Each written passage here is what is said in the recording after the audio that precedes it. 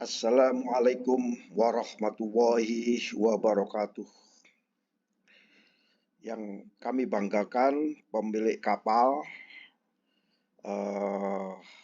para ABK khususnya KKM dan masinis, para pemilik galangan dan para teknisi yang ada di galangan. Kali ini saya akan berbagi perihal apa saja sih penyebab kerusakan pada sistem baling-baling atau sistem propulsi menggunakan CPP atau Controllable Pitch Propeller ya. Controllable Pitch Propeller. Propeller yang daunnya ini bisa diputar ya, bisa diputar daunnya.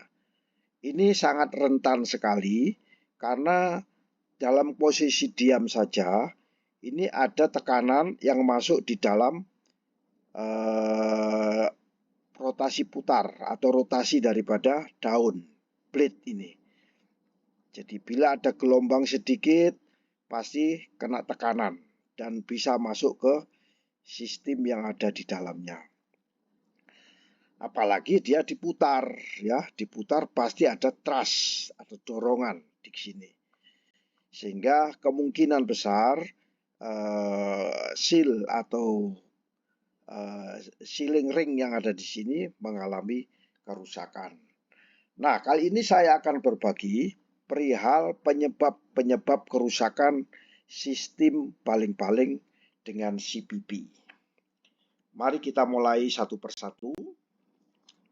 Kawan-kawan semua, bahwa bila kita mempunyai kapal dan sistemnya CPP, artinya sistem CPP ini tidak langsung dari engine langsung ke propeller, tapi melalui sistem yaitu gearbox, dan biasanya di sini ada tabung CPP dan kemudian masuk ke CPP ya, CPP sendiri.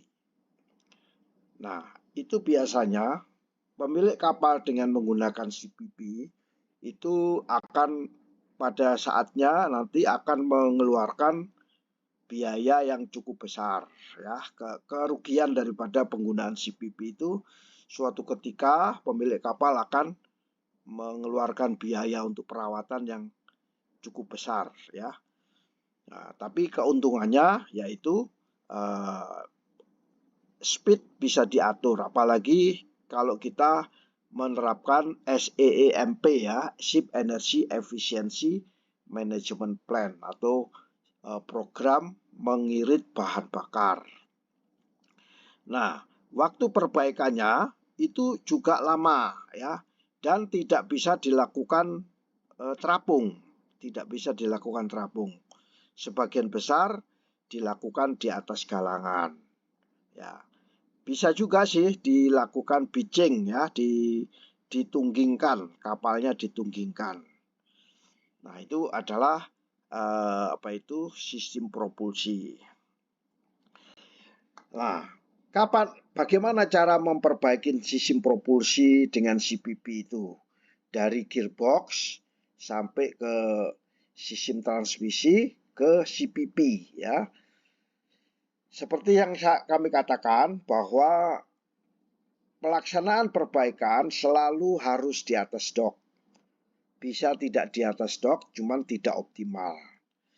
Ingat, bila melakukan perbaikan CPP akan membutuhkan suku cadang yang tidak semua penjualan suku cadang untuk propulsi, sistem propulsi ada. Jadi kita harus jauh-jauh hari memesan suku cadang tersebut.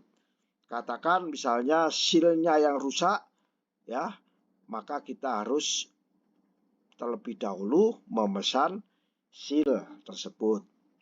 Dan biasanya jumlah hari kapal itu tidak beroperasi di atas dock. Kenapa? Karena membutuhkan waktu yang relatif cukup lama ya, relatif cukup lama. Namun bisa juga dilakukan dengan cepat dengan tenaga-tenaga teknisi yang memang sudah berpengalaman di bidang itu. Syukur-syukur juga mendatangkan manufakturnya, ya, pabrik pembuatnya akan lebih cepat lagi. Nah, kawan-kawan semua, temuan yang sering terjadi adalah mulai dari depan di sini, biasanya daun baling-balingnya yang selalu ditekan, biasanya fix ini berputar, ditekan. Pertama pasti kerusakan, apalagi kena benturan, pasti ini akan mengalami kerusakan. Kemudian di dalam sistem transmisi sendiri, ya, sistem transmisi rotating transmission. Kemudian sistem di sini tabung CPP-nya, belum lagi namanya reduction gear-nya, ya. Ini sering terjadi kerusakan di sekitar sini. Nah, kawan-kawan semua, yang dimaksud dengan abrasif pada komponen, karena propeller ini tidak saja berputar seperti komponer biasa, semuanya berputar, ya. Daun baling-balingnya berputar, porosnya di sini berputar, hubnya juga ada sistem transmisi yang berputar, kemudian di dalamnya juga berputar, ada dorongan, gearboxnya juga berputar, sehingga keausan abrasif pada komponen suku cadang yang bergerak itu bisa semakin besar keausannya, dan toleransi clearance-nya juga besar, mengakibatkan banyak serpihan-serpihan masuk, kotoran-kotoran bisa masuk di sini, ya. Kotoran-kotoran masuk di dalam celah-celahnya sini. Dan juga kadang-kadang partikel masuk ke dalam pelumasan oli, ya. Pelumasan oli ada partikel-partikel. Ini adalah penyebab pertama, ya, terjadinya kerusakan pada sistem propulsi. Itu kenapa sampai tercampur air laut, itu disebabkan karena ini. Kemudian kualitas perpipaan yang digunakan tidak sesuai. Jadi di dalam sistem ini harus menggunakan sistem pipa yang anti korosif dan kalau bisa mengikuti ketentuan dari badan klasifikasi, ketentuan BKI atau ketentuan kelas-kelas lain, ya. Itu. Berikutnya, pelumasan dan filtrasi. Nah, kalau kita menggunakan oli CPP, tentunya yang paling penting adalah pelumasan. Sangat penting sekali menggunakan pelumas yang paling bagus. Kemudian di samping pelumas, sistem filtrasi, ya, pembersihan daripada oli juga harus bagus. Bila tidak, maka akan terjadi kerusakan di kemudian hari, ya, kerusakan di kemudian hari. Insufficient flush, sistem pembilasan oli pun tidak memadai, ya. Itu bisa menjadikan kerusakan daripada sistem propulsi dengan menggunakan CPP. Ada juga sekarang ini namanya environmentally acceptable lubricant. Jadi ada pelumas yang tahan, yang diterima oleh lingkungan. Jadi dia bisa diterima. Namun kita harus tetap memilih lubrikasi yang sesuai dengan sistem propulsi ini. Jangan menggunakan sembarangan. Minimal kita harus minta rekomendasi dari pembuat CPP.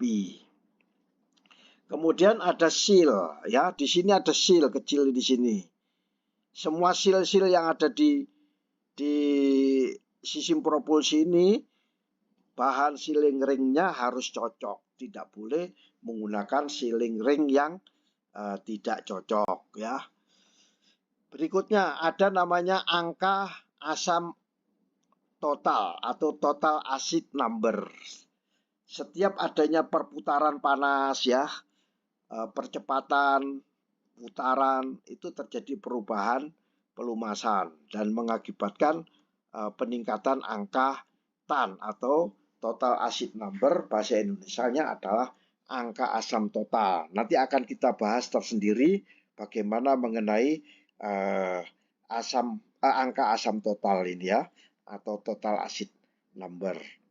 Kemudian pada saat mengalami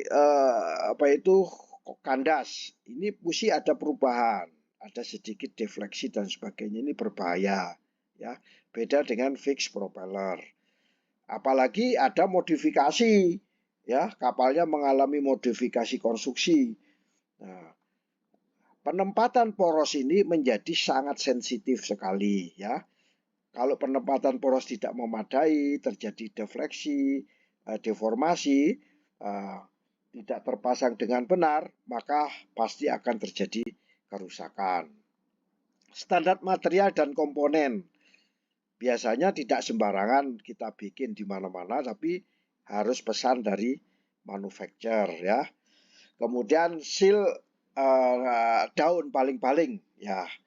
Khusus untuk seal daun paling-paling yang berhubungan dengan air laut ini yang saya katakan tadi, itu adalah sangat-sangat rentan dan ini bisa mengakibatkan masuknya air laut ke dalam sistem propulsi kapal dan mencemari oli yang ada di dalamnya. Nah, sangat penting, segel daun paling-paling memutar menyebabkan bocor, ya. Paling-paling mengakibatkan masuk sampai ke dalam sistem gearbox sampai ke distribusi oli, ya. Nah, ini saya kasih tanda merah. Semua kapal penyebab utamanya pertama pasti pada segel daun paling-paling. Ya, ini segel bawah. Itu dampaknya sampai masuk ke dalam, masuk ke namanya distribution box. Dari distribution box ini bisa mencemari minyak pelumas. Prosedur yang salah yang digunakan saat memasang segel. Jadi kalau nanti di kalangan kawan-kawan membongkar atau memasang kali harus benar-benar ngikutin manualnya, ya. Segel daun paling-palingnya harus tetap tepat. Ikuti petunjuk daripada